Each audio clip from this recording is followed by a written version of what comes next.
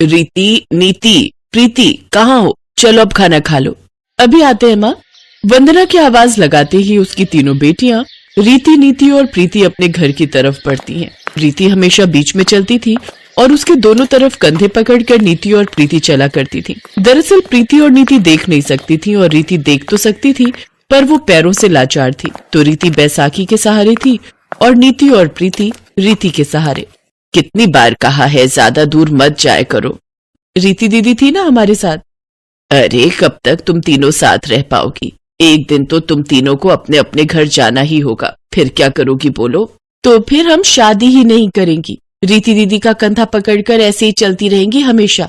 वंदना का कोई बेटा नहीं था, बस तीनों बेटियां थीं और वो भी अपाहिज। वंदना को इस बात का बहुत दुख था। वंदना का पति श्याम एक छोटा किसान था और बड़ी मेहनत से अपना और अपने परिवार का पेट पालता था। फिर एक दिन, रीति कहाँ हो? माँ मैं रोटी बना रही हूँ।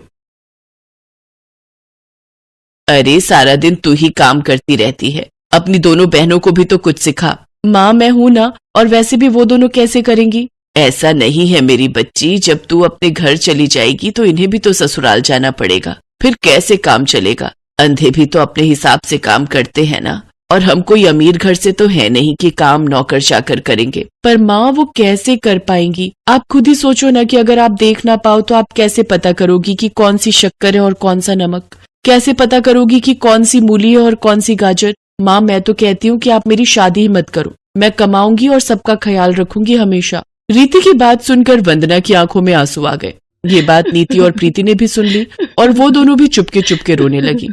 फिर उसी शाम, माँ पिताजी मैंने सोच लिया है, हम तीनों बहनें या तो शादी ही नहीं करेंगी या फिर हमारी शादी ऐसे घर में करना जहाँ 3 भाई हो। बाकी हमें कुछ नहीं चाहिए, ना अमीर घर और ना ही कोई बहुत सुंदर लड़के। बस हमें अलग मत करना पिताजी, क्योंकि मेरे बिना इनका और इनके बिना मेरा गुजारा ही नहीं है। रीति की वो बात श्याम और वंदना को लग गई और फिर एक दिन श्याम भागा भागा घर आया। अरे सुनती हो, एक खुशखबरी लाया हूँ। क्या है जी, जल्दी बताओ। वो किशनपुर है ना, वहाँ किशोरी लाल जी का परिवार रहता है। उनके 3 बेटे हैं और तीनों ही कुंवारे हैं। वो अपने बेटों की शादी करना चाहते हैं। इससे बढ़िया मौका नहीं मिलेगा। अगर उन तीनों लड़कों से अपनी बेटियों की शादी हो जाती है तो वो हमेशा साथ रह सकेंगी। पर वो हमसे रिश्ता जोड़ेंगे क्या? वो तो अरे यही तो बताना है तुम्हें। अब इसे भगवान की लीला ही कहो। वो तीनों भाई भी जरा कम देख पाते हैं, इसीलिए शायद वो मान जाए। अच्छा, तब तो आप फटाफट बात चलाओ। अगले ही दिन श्याम किशोरीलाल के घर पहुंचा और उससे अपनी बेटियों के रिश्ते की बात की। किशोरीलाल ने भी रिश्ते के लिए हाँ कर दी और श्याम से शादी की तैयारियां शुरू कर दी। तीनों बहनें भी बहुत खुश थीं। फिर शादी की तारीख भी आ गई, लेकिन फेरों से ठीक पहले। 1 मिनट रुको पंडित जी, इतनी जल्दी भी क्या है? हाँ तो श्याम जी, जरा दहेज वहेज का हिसाब तो समझाओ। पर दहेज की तो बात ही नहीं हुई थी किशोरी लाल जी, और जितना मुझसे बन पड़ा उतना तो मैं कर ही रहा हूँ। अरे तो हम अपने लिए कहाँ कुछ मांग रहे हैं? आप 3-3 बेटियां दे रहे हो। कल को बच्चे कहीं घूमने जाएंगे तो हर जगह ऑटो और बस के धक्के खाते फिरेंगे क्या? अब आप ऐसा करो कि एक ऐसी कार दे दो जिसमें 7 लोग आ जाएं। बस, बाकी कुछ नहीं चाहिए। है?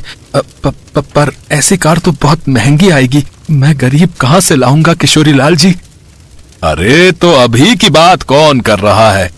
हम आपकी तीनों बेटियों को ब्याह कर ले जा रहे हैं, ठीक है? ठीक 1 महीने बाद आप कार ले आना, और अगर नहीं ला पाए तो अपनी बेटियों को वापस ले जाना। बहुत बेगैरत आदमी हो किशोरी लाल, है? अपने बेटों की शादी करने आए हो या सौदा करने आए हो बे?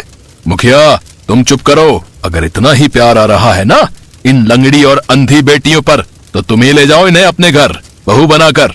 करा देता, पर मेरा एक ही बेटा है, और अगर 3 होते ना तो तुम्हारे सामने इनसे शादी कराता और तुम्हें जूते मार कर बाहर निकाल देता इस गांव से, जूते मार कर।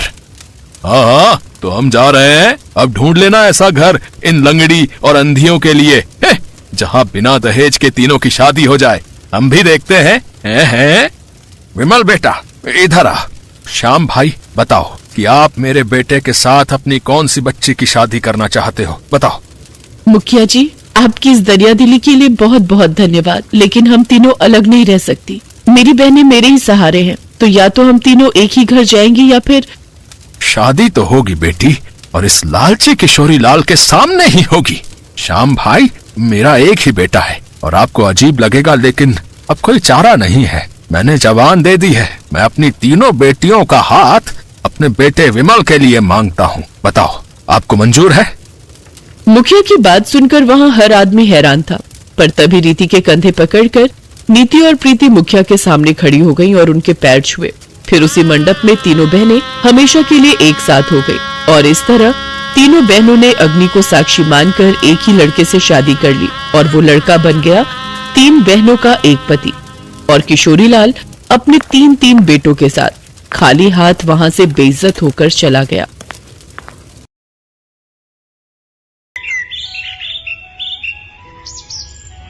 रमा, मधु और सुधा आशा देवी की 3 सरकारी बहुएं। रमा पेशे से सरकारी वकील थी, मधु एक यूनिवर्सिटी में प्रोफेसर थी और छोटी बहू सुधा एक सरकारी बैंक में नौकरी करती थी। तीनों बहुएं नौकरी वाली थीं, इसलिए तीनों ही पूरा दिन व्यस्त रहती थीं। इसी वजह से रोजाना किसी न किसी बात पर तीनों बहुओं में लड़ाई हो ही जाती थी, खासकर तब जब होता था इतवार, यानी कि संडे। क्या बात है आशा जी, आज सुबह सुबह सब्जी मंडी होकर आ रही हो? आज इतवार है ना, बहू बेटे देर से सोकर उठेंगे, सोचा घर पर क्या करूं, मंडी ही हो आती हूँ। अच्छा, आज तो तीनों बहुओं की छुट्टी होगी, चलो बढ़िया है। तीनों बहुएं सरकारी नौकरी वाली हैं, वैसे तीनों ही काम वाली हैं तो आपस में बर्तन खड़क ही जाते होंगे। अरे नहीं, मेरी तीनों बहुओं में बहुत प्रेम है, उनमें कभी कोई लड़ाई नहीं होती। अभी तक तो सब उठकर अपना अपना काम निपटा चुकी होंगी। अपनी वकालत घर में मत झाड़ो भाभी, मैं भी बड़े स्कूल में प्रोफेसर हूँ, मुझे भी गणित आती है। आलू के पराठे में प्याज नहीं डलेंगे, सिर्फ आलू पराठा ही बनेगा। अच्छा, मैं भी देखती हूँ कि तुम आलू के मसाले में प्याज कैसे नहीं मिलाती हो। तुम अकेली आलू का पराठा खाने वाली नहीं हो, हम सब हैं। अरे तो किसने मना किया, 6 आलू हैं, 2 तीनों के हो गए, ये 2 मेरे, ये 2 मेरे। ओहो, बहुत बढ़िया, खुद दोनों ने बढ़िया बढ़िया आलू रख लिए और मुझे ये गले हुए खराब दे दिए। बड़ी चालाक हो आप दोनों तो। अरे मैं भी बैंक में नौकरी करती हूँ, सारा हिसाब किताब मुझे भी पता है। ये आधा आलू खराब है, ये मैं क्यों रखूं? मैं अपना आलू नहीं दूंगी। मैं भी क्यों दूं? इतनी मुश्किल से संडे आता है, आलू पराठे खाने का ये मौका मैं क्यों छोड़ दूं? आलू तो मैं लेकर ही रहूंगी, देखती हूँ कौन मुझे रोकता है। हे भगवान, मैं मोहल्ले में कहती फिरती हूँ मेरी तीनों बहुएं गऊ हैं, मुंह में जबान नहीं है, तीनों में प्रेम है, पर यहाँ तो एक आलू के लिए महाभारत छिड़ी हुई है। इतनी बड़ी सरकारी नौकरी करने वाली हो तुम, पर लड़ाई बिल्कुल बच्चों की तरह लड़ती हो। थैले में आलू रखे हैं, उबाल लो जितनी मर्जी। पता नहीं मेरे इस दुनिया से जाने के बाद। आशा के इतना कहते ही तीनों बहुएं उसके मुंह पर हाथ रख देती हैं। माँ जी, आज कह दिया, आगे से ना कहना। सॉरी माँ जी, आप ऐसी बातें मत करो, आपके बिना हम तीनों अधूरी हैं माँ जी, आगे से ऐसी बातें मुंह से मत निकालना। फिर क्यों लड़ती हो तुम तीनों? देखो, जिस घर में प्यार होता है वहाँ भगवान का वास होता है, इसलिए आपस में प्रेम से रहा करो। आशा देवी अपनी तीनों बहुओं को ऐसी ही प्रेम भरी सीख देती रहती थी। उसके बाद तीनों बहुएं मिलकर एक साथ नाश्ता बनाती हैं। रोजाना की तरह वही खट्टी मीठी नोकझोंक के बीच आशा देवी की बदौलत तीनों बहुओं में आपसी प्यार बना हुआ था। आशा देवी की ननद मनोरमा कुछ दिनों के लिए रहने आ जाती है। मनोरमा स्वभाव से चुगलखोर और झगड़ालू है, पर क्या करे, है तो आशा देवी की ननद ही ना। आशा भाभी कहाँ हो?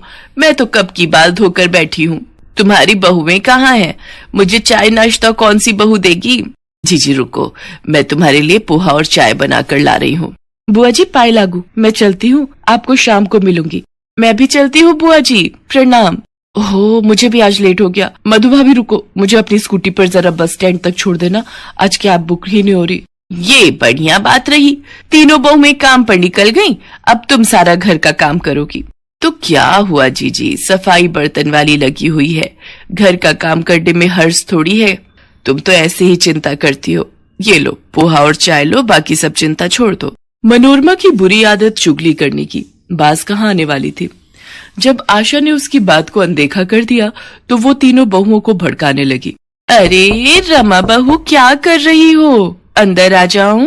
हाँ हाँ बुआ जी, ये भी कोई पूछने की बात है? आपका अपना घर है, कहीं भी आओ जाओ। अच्छा, अलमारी में कपड़े लगा रही हो? सचमुच कितना थक जाती हो। नहीं, ऐसी कोई बात नहीं है बुआ जी, वो कल मधु ने मशीन लगाई थी तो कपड़े धोकर रख दिए थे, वही तह लगा रही हूँ। अच्छा, तभी मधु का मुंह बना हुआ था, बोल रही थी सारा दिन अकेले काम में लगी रहती हूँ। वो प्रोफेसर है ना तो जल्दी घर आ जाती है, इसलिए वो ज्यादा काम करती है। अच्छा, ऐसा कहा? पर ऐसी तो कोई बात नहीं है, मैं और सुधा हम दोनों भी तो इतना काम कर लेती हैं। मधु फालतू की बातें कर रही है। रमा को भड़काने के बाद मनोरमा ने मधु और सुधा को भी झूठ मूठ की पट्टी पढ़ा दी। क्या रमा भाभी और सुधा ने ऐसा कहा? उनसे ज्यादा घर खर्च में पैसे मैं लगाती हूँ। उन दोनों की इतनी हिम्मत ये कहने की कि वो मेरे से ज्यादा घर खर्च करती हैं। आपको पता है बुआ जी, कितनी बार रमा भाभी और सुधा के जन्मदिन एनिवर्सरी पर मैंने महंगे महंगे तोहफे लाकर दिए हैं। अच्छा हुआ बुआ जी आपने मुझे बता दिया, ये दोनों मेरे बारे में क्या सोचती हैं। मनोरमा तीनों बहुओं में फूट डाल चुकी थी। तीनों बहुओं के व्यवहार में फर्क साफ दिखाई दे रहा था। ये तीनों को क्या हो गया है?